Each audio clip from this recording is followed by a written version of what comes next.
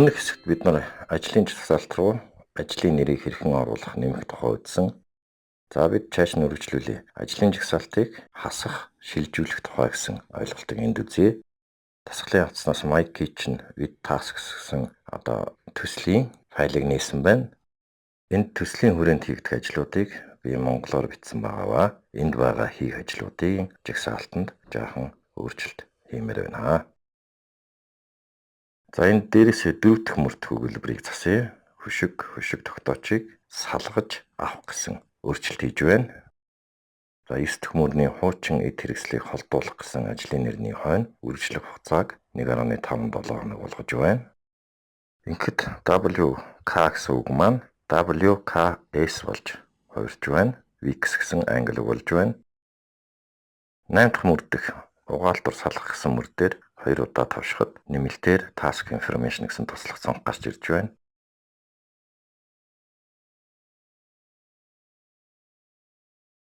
Энд name гэсэн мөрөнд хатаагч гэсэн үгийг нэмж оруулж өгье. Select хийсэн дөрвөлжин маань ногоон хүрээгээр хөрвүүлэгдэж байгааг энд анзаараарай. За дээр зурагт байгаа information гэсэн айкон дээр тавшин өмнөх нэмэлт цонхыг гаргаж болно. За ийм байдлаар тухайн ажлын нэр рүү өөрчлөлт хийж болж байна. За одоо энд хийх ажлуудын дистрааллаар нь байрлуулж жагсаасан байгааг та нар харж байна. Тухайн ажлын дистрааллыг өөрчилж болно. Жишээлбэл 21-р мөрдөх шинэ хүргэгч байрлуулах гэсэн мөрийг 17, 18 дугаар мөрний дунд байрлуулъя гэвэл 21-р дугаарлалтын нүдэн дээр маусны сумаа авчин тавшихад мөр маань тэр чигээрээ сунгагдсан байна.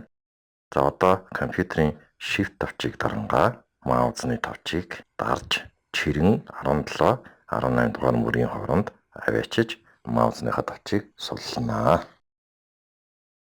За ингээд 18 дугаар мөрөнд шинэ хөргөгч байрлуулах гэсэн мөр шилжсэн байна. Англиар move хийгдсэн байна. Ийм байдлаар ямар ч мөрийг шилжүүлж нүүлгэх боломжтой юм байна. За хэд хэдэн мөр сонгоё гэвэл Shift тавчийг дарангаа дугаарлалт дээр тавшаа явчихна.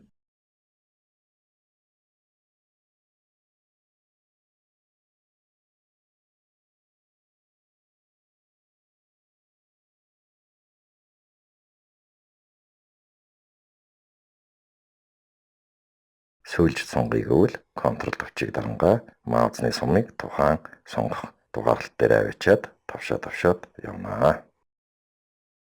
Тухайн мөрийг delete буюу устгая гэвэл дугаарлалт дээр тавшин мөрөөр нь сонгоод компьютерийн гараас delete тавчийг тавшиж арилгана.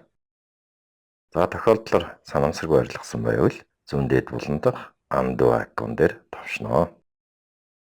Delete хийх өөр нэг арга нь тухайн дугаарлалт дээр тавшин мөрийг нь идэвхжүүлээд маусны баруун тавчийг тавшин эндээс delete task гэсэн командыг сонгох боломжтой.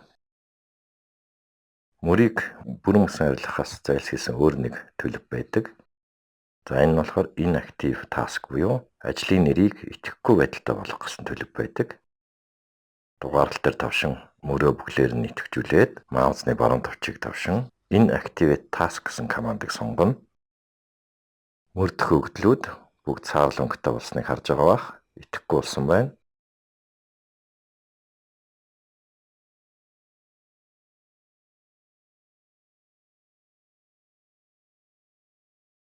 Цагаад идэвхтэй болгоё гэвэл дугаарлалт дээр маусны сумаа авчин тавшин идэвхжүүлээд маусны баруун тавчийг тавшин inactivate task гэсэн мөрний өмнөх идэвхжүүлгийг авнаа.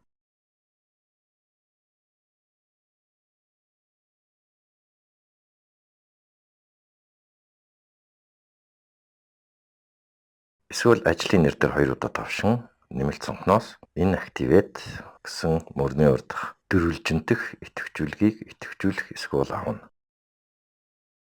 Ийм байдлаар ажлын зорилгыг өөрчлөх, нүүлгэх, delete хийх, мөн идэхгүй болох төлөвт хэрхэн тавихыг бид энэ хэсгээр үзлээ.